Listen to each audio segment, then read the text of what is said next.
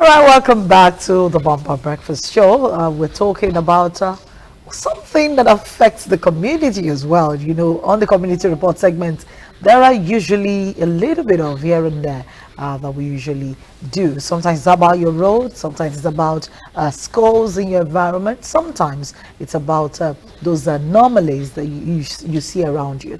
But today we're focusing on the relationship. You know, sometimes you wake up in the morning in your house and there is a lot of noise going on right there behind you, maybe in the compound next to you or the one far away from you. Someone is making a whole lot of noise, raising the roof. Someone is screaming that someone should move out of a house and all of that. And you practically think it's a husband and a wife having a fight. Usually it's a landlord and a tenant having a fight, or possibly having an argument that escalated. So today we're focusing on the relationship between a tenant and a landlord, and sometimes how the people who help you to get the house can step in. We're talking about housing challenges, and joining me in this conversation is Mr. Olugbemiro Akinlosotu.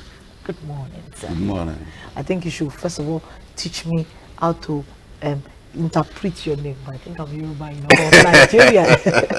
Good morning, good to have you. Yeah, Olugbemiro is my name. Akinlosotu is the surname. I can see Olugbemiro Akinlosotu. That's God holds me in place. God bless you. You know, and Akinlosotu. Akin is of David. course, Akin is David. yes. You know, Akin means courageous. Yeah, courageous. Yes, it means place courage. of war, tough places. Wow. So, wow. That's a very beautiful name. Brave man.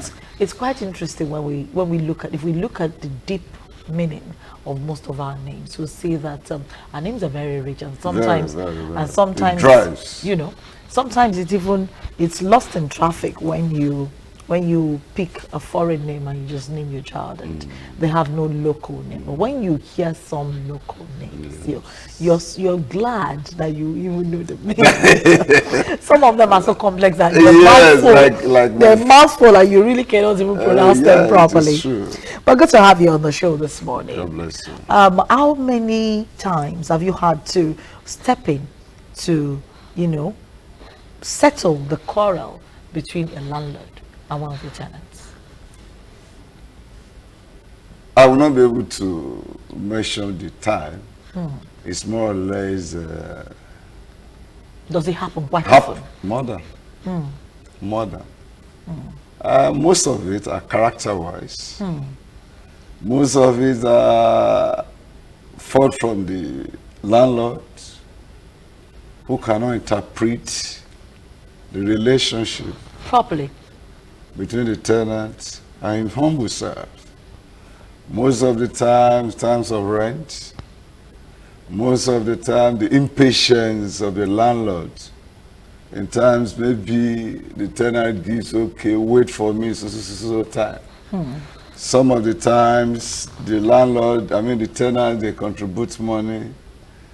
The landlord wants to be the agent. The wife wants to be this.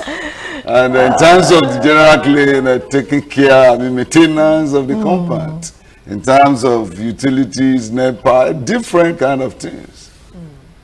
So we have to come in. You know, you can join us in the conversation this morning. Peradventure, there's been something happening between you and your landlord, and you have some questions you'd like to ask. The guest in the studio is an estate agent. He's quite versed in the housing sector. He's been in this sector for years upon years and decades, so he knows more about the relationship management between a landlord and a tenant. So if there are any questions that you'd like to ask, get those messages ready and begin to send them to 080-6473-8133. That's 080-6473-8133. All right, I'm looking particularly at the issue of money before we go to character, because money, you know, very important. Very important. So let's start with money, because money is usually the issue. Is a defense. Is a defense. Usually, you find people owing their landlord. Maybe not through any fault of theirs. Sometimes they've been regular pays when it comes to rent. They pay Yes, regularly. yes. But something happened and they began to hold their landlord. And usually the first reaction from such a landlord is, leave my house. I'll call my lawyer, give you this, give you that. Isn't there some leeway that the tenants can enjoy when it begins to roll rent? Yes. There are opportunities. There are enjoyments. There are things the tenant himself has grace to enjoy. You know, being an African, being a landlord who believe is the alpha and the omega, they abuse their privilege having a property. Not knowing that the tenants do. Tomorrow we have a property. But some want to go, there's no how you can eject a tenant without passing through the legal means. Oh. Yes. But they usually eject tenants without passing through the legal means Yes, most times. yeah, some do. But the wise tenant were able to take up the matter and, I mean, get his lawyer involved. And if he's a good agent, we're able to advise the landlord not to do anything illegal. That is a sin for you to do that. And the precaution is so sure that it's going to affect him. Okay. Though there's no how a tenant can inherit a property Yes. by whatever means. But of course, by we know whatever that. means. We know that. Yes, but as much as real estate is about relationship, what we normally do is for us to liaise with both parties Yes. and have an understanding. But if the landlord insisted, as the principal, we advise the client, I mean the tenant now, either to do an agreement of the tenant to vacate the property, Yes. or some at will, we go to court. And from there, You can get something yeah. done. But most of the time, I so much respect relationships so much, I talk to my clients, both sides, and we do an agreement. Easy. Because when you're trying to, there's no how the landlord will lose some money, will lose some time. But under a good relationship, true understanding, you don't have money, you don't have money. I don't want to trouble you. Yes. Let us have A one-on-one. a one-on-one discussion and put it in paper, an agreement. But for some landlords, they don't agree to such things. don't They're going to agree. hold me. No, no, no, Yeah, no, no. yeah, yeah. I can't do that. I can't allow you to hold me for 5 minutes. You know? Yes. And they chase the tenant out. And usually it How? causes a whole. There was a particular instance that I know about. Somebody that I used to know, anyway, was in my house. They had always been regular pays. They pay regularly, and then they started having issues. So they hold the first time, and the landlord did offer to pay in bits. The landlady refused, and because she refused, they decided to hold on to the money. After a while, they offered her more money. She refused, but it wasn't in the complete rent. Yes. So she refused, and she told them to go out. She called a lawyer. The lawyer said he can't serve them, so she kept threatening them they should go out. So the husband of the lady decided, you know what?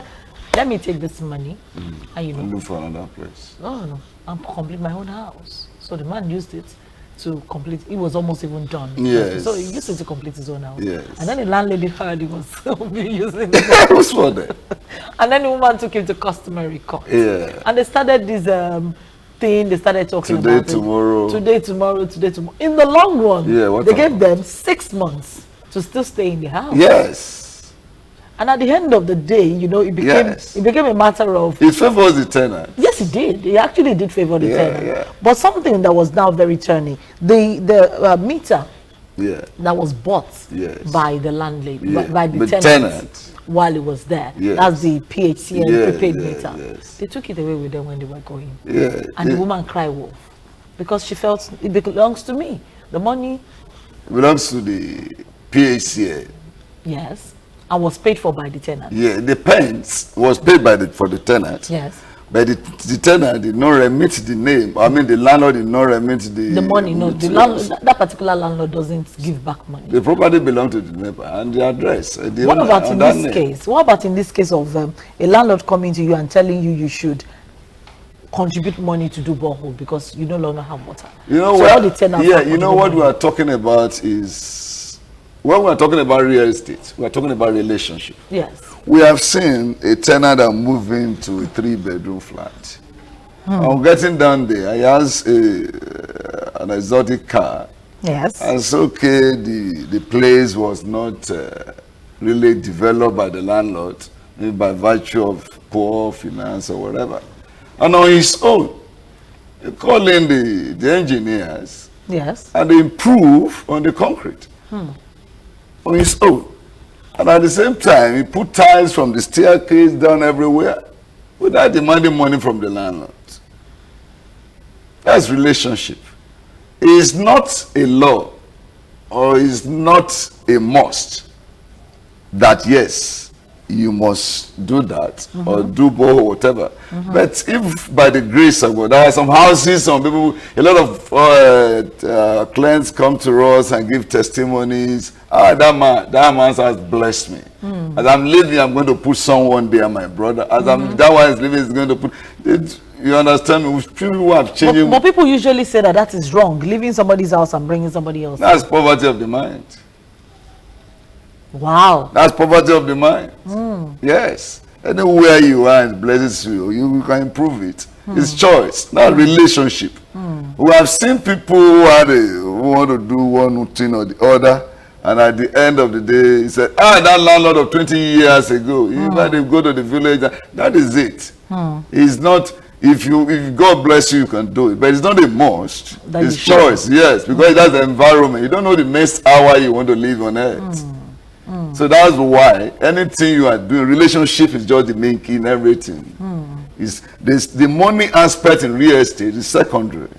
It's the relationship that actually makes things work. Yes. So for people who don't greet their landlords in the morning and just slam the door. No. It's bad. It's bad. Whether you like it or not, the grace has been given to him to have that property. And there's no reason why you should quarrel with your landlord.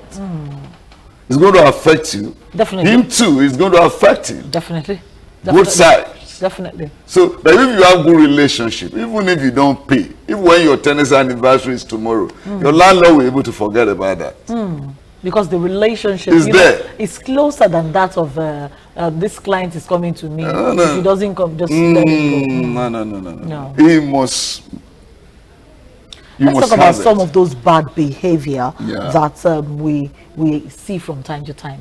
Wow. I'm asking you. Tell me the bad behavior. because you have definitely been the one settling quarrel upon quarrel. Bad behavior from the landlord? No, from the landlord. Let's start with the landlord. Yes, bad behavior from the landlord. Like in the body I belong to, which we're trying to educate some of our colleagues. I belong to estate rent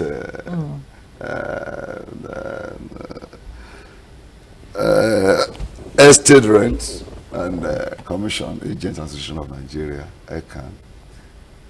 We show more belief in honesty, integrity. We advise estate agents not to first share their professional fee if a property has not been handed over to the client. Why? And don't give 100% money or remit money to the landlord that you know has a bad character.